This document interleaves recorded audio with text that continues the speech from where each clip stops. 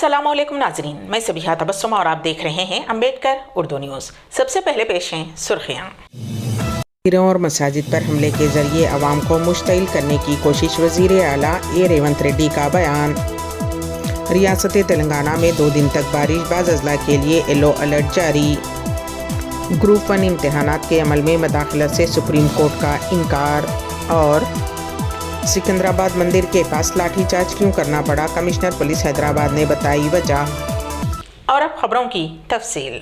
रियासती वज़ीर आला रेवंत रेड्डी ने कहा कि बाज़ जुनूनी अफराद मंदिरों और मसाजिद पर हमला करके अवाम को मुश्तइल करने की कोशिश कर रहे हैं, लेकिन तेलंगाना समाज एक समझदार समाज है। वो ऐसी इश्तियाल अंगेज़ कार्रवाइयों की हौसला अफजाई नहीं कर रहा है। ऐसे अफराद पर काबू पाने के लिए समाज तेलंगाना हुकूमत को मुकम्मल ताउन फराहम कर रहा है। हाल ही में सिकंदराबाद की एक मंदिर में मूर्ति को नुकसान पहुँचाने और उसके बाद हुए तशद्दुद के वाक़े का हवाला देते हुए उन्होंने कहा कि तेलंगाना के शहरे ऐसे वाक़यात के ख़िलाफ़ चौकस रहें। उन्होंने हैदराबाद के गोशा महल स्टेडियम में यादगार शहीदां पुलिस प्रोग्राम से खिताब करते हुए कहा कि हालिया दिनों के दौरान मंदिर वाक़या और दीगर वाक़यात तशवीश का सबब हैं। ऐसे जराइम करने वालों की जहनी हालत और मुकामी सूरत हाल का जायज़ा लेते हुए पुलिस सख्त कार्रवाई कर रही है। ऐसे जराइम में मुलविस अफराद को गिरफ्तार करते हुए ऐसी हरकतें करने वालों को सख्त सज़ा दी जाएगी। रियासत हरियाणा के गवर्नर बंडारू दत्तात्रेय के काफिले में शामिल गाड़ियों को हादसा पेश आया। पुलिस के मुताबिक इतवार की रात जब गवर्नर हैदराबाद से हरियाणा के लिए रवाना हो रहे थे तो उनका काफिला शमशाबाद इंटरनेशनल एयरपोर्ट की तरफ बढ़ रहा था।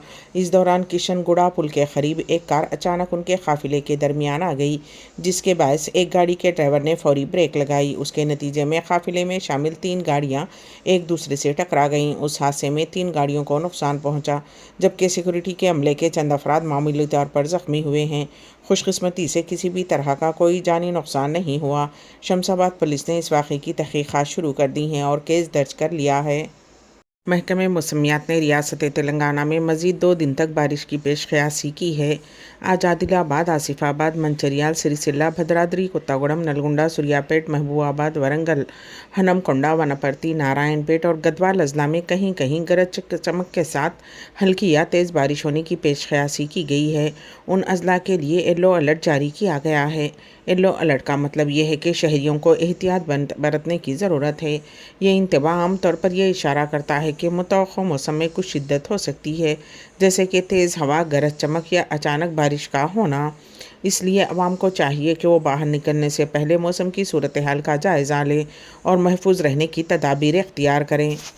सुप्रीम कोर्ट ने गैर मंजूर शुदा मदारिस के तलबा को सरकारी स्कूल्स भेजने से मुताल्लिक़ NCPCR की सिफारिश खारिज कर दी है और दरख्वास्त में दीगर रियासतों को भी फरीक बनाने की जमयत उलमाए हिंद को इजाज़त हासिल हुई है।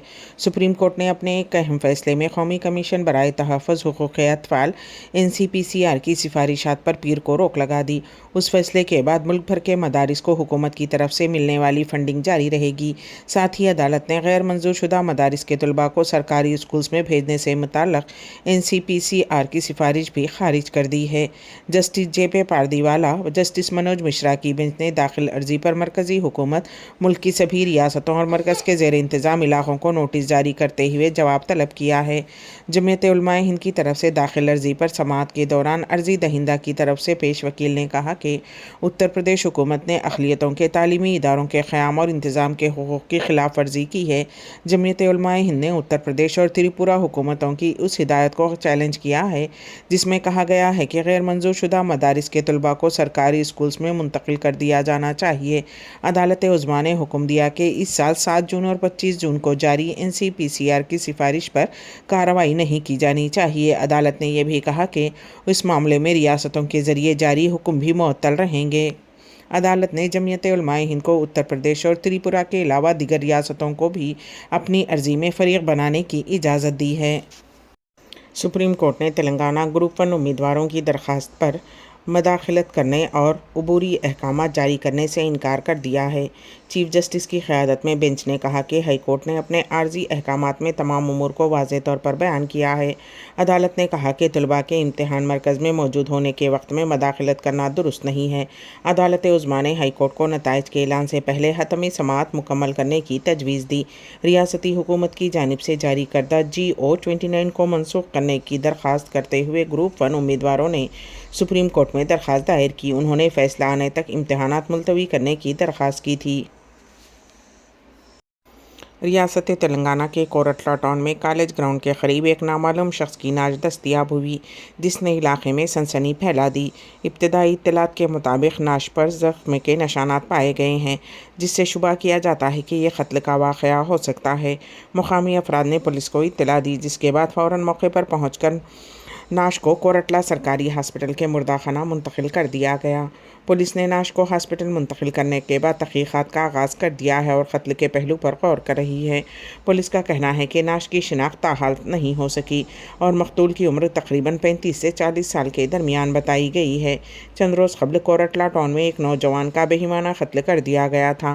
اس واقعے کے چند دن بعد آج کے واقعے نے مقامی افراد میں خوف و ہراس کی فضا پیدا کر دی ہے اور لوگ اپنی حفاظت کے حوالے سے تشویش کا شکار ہیں۔ بندروں کے حملے میں ایک خاتون کی موت ہو گئی۔ یہ واقعہ ریاست تلنگانہ کے ضلع نرمل کے خانہ پور میں پیش آیا۔ مقامی خاتون پر بندروں نے حملہ کر دیا، جس کے نتیجے میں وہ شدید طور پر زخمی ہو گئی تھی۔ صحیح علاج کے لیے ہاسپٹل منتقل کیا جا رہا تھا کہ راستے میں ہی اس نے دم توڑ دیا۔ پولیس کے مطابق 50 سالہ خاتون گنگا، جو کہ ودیا نگر کی رہنے والی تھی، وہ آج سو رہی تھی جب بندروں کے جھنڈ نے اس کے گھر کے ٹین کی چھت پر شور مچانا شروع کر دیا تھا۔ خاتون جب انہیں بھگانے کی کوشش کر رہی تھی تو بندروں نے اس پر حملہ کر دیا۔ بندروں سے بچنے کی کوشش میں خاتون گر پڑی اور ہاسپٹل منتقل کرنے کے دوران اس کی موت ہو گئی۔ مقامی افراد نے کہا کہ وہ شہر میں بندروں پر کی پریشانی کی وجہ سے مشکلات کا سامنا کر رہے ہیں۔ انہوں نے کہا کہ بندروں کی وجہ سے سڑکوں پر جانے سے بھی خوفزدہ ہیں۔ پولیس نے اس معاملے میں خاتون کے شوہر گنگا گوڑ کی شکایت پر کیس درج کر کے چھان بین شروع کر دی ہے۔ مقامی افراد نے پولیس اور متعلقہ حکام سے بندروں سے چھٹکارا دلانے کی خواہش کی ہے۔ City commissioner of police Hyderabad CV آنند نے سکندرآباد مندر کی مورتی کو نقصان پہنچانے کے واقعے کے بعد احتجاجیوں پر لاٹھی چارج کے واقعے کی وضاحت کی ہے۔ انہوں نے اس سلسلے میں سوشل میڈیا کے اہم پلیٹ فارم ایکس پر ویڈیوز جاری کیں، جن میں واضح طور پر دیکھا جا سکتا ہے کہ واقعہ کس طرح پیش آیا اور اس کے دوران تشدد کی صورتحال پیدا ہوئی۔ کمشنر نے کہا کہ پولیس کا یہ رد عمل لا اینڈ آرڈر کے تحفظ کے لیے تھا۔ انہوں نے عوام سے درخواست کی ہے کہ وہ بعض گروپوں کی جانب سے پیش کردہ بیانوں پر یقین نہ کریں، جس میں یہ دعویٰ کیا جا رہا ہے کہ پولیس کی کارروائی پرامن احتجاجیوں کے خلاف تھی۔ انہوں نے واضح کیا کہ ہر کہانی کے دو رخ ہوتے ہیں۔ جاری کردہ ویڈیوز میں دیکھا جا سکتا ہے کہ احتجاجیوں نے پولیس پر جوتے پھینکے، جس کی وجہ سے پولیس کو کارروائی کرنی پڑی۔ قبل ازیں متعلقہ DCP نے پریس کانفرنس سے خطاب کرتے ہوئے بتایا تھا کہ احتجاجیوں کے حملے میں بعض ملازمین پولیس زخمی ہوئے ہیں۔ ریاست مہاراشٹر کے سابق ریاستی وزیر و NCP لیڈر بابا صدیقی کے قتل کے بعد ان کے فرزند نے رد عمل ظاہر کیا ہے۔ بابا صدیقی کے فرزند و کانگریس لیڈر ذیشان صدیقی نے کہا ہے کہ ان کے والد کے قتل کے بعد قاتلوں کی نظریں ان پر ٹکی ہوئی ہیں، لیکن انہیں ڈرایا نہیں جا سکتا۔ ذیشان نے کہا کہ انہوں نے میرے والد کو خاموش کرا دیا، لیکن وہ یہ بھول گئے ہیں کہ وہ ایک شیر تھے اور میں ان کی دہاڑ اپنے اندر رکھتا ہوں۔ انہوں نے social media platform X پر یہ جذباتی پوسٹ کیا۔ ذیشان نے لکھا، میرے والد کا قتل کرنے کے بعد وہ مجھ پر نظریں گڑے ہوئے ہیں اور سمجھتے ہیں کہ وہ جیت گئے ہیں۔ انہیں یہ بتانا چاہتا ہوں کہ میرے اندر شیر کا خون دوڑتا ہے، میں اب بھی یہاں ہوں بے خوف۔ انہوں نے ایک کو مار دیا، لیکن ان کی جگہ اب میں اٹھ کھڑا ہوا ہوں۔ یہ لڑائی ابھی ختم نہیں ہوئی، آج میں وہیں کھڑا ہوں جہاں وہ کھڑے تھے۔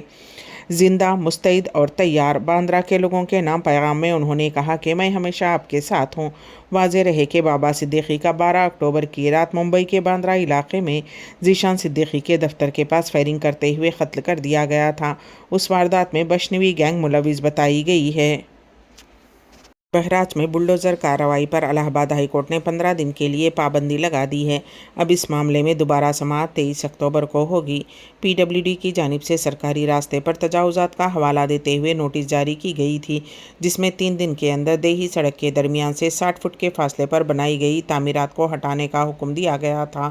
محکمہ PWD کی جانب سے 23 افراد کے گھروں اور دکانوں پر نوٹس چسپاں کیا گیا تھا، جنہیں جواب داخل کرنے کے لیے 15 دن کی مہلت دی گئی ہے۔ اب 23 23 अक्टूबर की समाअत के बाद ही मज़ीद कार्रवाई की जाएगी। हफ्ते की शाम देर गए क़ाबिज़ सह्यूनी फ़ौज ने गाज़ा में बेघर अफराद का एक नया खूनी कत्ल आम किया है, जिसके नतीजे में कम से कम 73 फ़लस्तीनी शहीद और 100 से ज़ायद ज़ख्मी हो गए हैं।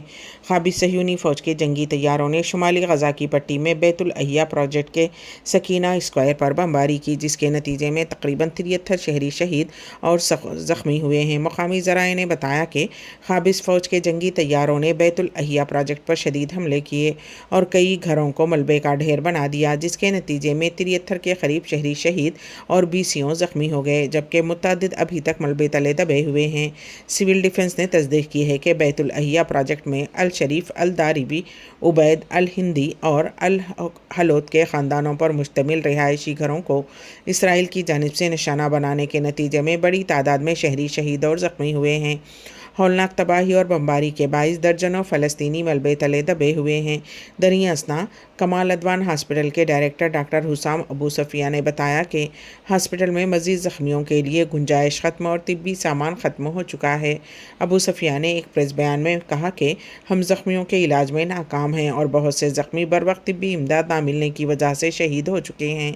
उन्होंने निशानदही की कि उन्हें इत्तला मिली है कि मलबे तले दर्जनों लापता अफराद मौजूद हैं और बदकिस्मती से हमारे पास उन्हें निकालने के लिए किसी किस्म की सहूलत मौजूद नहीं। उन्होंने ज़ोर देकर कहा कि क़ाबिज़ इसराइली फ़ौज वाज़ेह तौर पर नस्ली तथीर फ़लस्तीनियों को मुकम्मल तौर पर ख़त्म करने की अपनी जंग जारी रखे हुए है। इस मरतबा शुमाली गज़ा की पट्टी की ग्वानरी में बैतुल अहिया प्रोजेक्ट में हौलनाक कत्ल आम किया गया है। ये नया कत्ल आम शुमाली गज़ा की पट्टी की ग्वानरी में सेहत के निज़ाम को ख़त्म करने के मौके पर किया गया है। हुर्रियत आज़ादी कश्मीर के लिए सरगर्म हिज़्बुल मुजाहिदीन और मुत्तहिदा जिहाद कौंसिल के सरबराह सैयद सलाहुद्दीन ने हमास के सरबराह शहीद यहिया अल सनवार को शानदार अल्फाज में खिराज अक़ीदत पेश करते हुए कहा है कि वो मिल्लत इस्लामिया के क़ायद थे। यहिया अल सनवार की अजीम शहादत रवां तहरीक आज़ादी फ़लस्तीन की बक़ा की ज़ामिन और क़िबले अव्वल की बाज़याबी की नवीद है। हमास के अजीम क़ायद की शहादत पर अपने वीडियो पैगाम में उन्होंने कहा कि इस्लामी तहरीक मज़ाहिमत के निडर मुदब्बिर मरबी और अदिल अजीज़ कमांडर गाज़िब सह्यूनी फोर्सेस के साथ एक खूनरेज़ मोरके में शहीद हुए। तहरीकी क़ायदीन शहीद इस्माइल हनिया और शहीद हसन नसरुल्लाह के बाद यहिया अल सनवार की शहादत अगरचे बहुत ही दिलखराश तकलीफ़दा सानेहा है, लेकिन यही शहादत उज़्मा रवां तहरीक आज़ादी फ़लस्तीन की बक़ा की ज़ामिन और क़िबले अव्वल की बाज़याबी की नवीद है।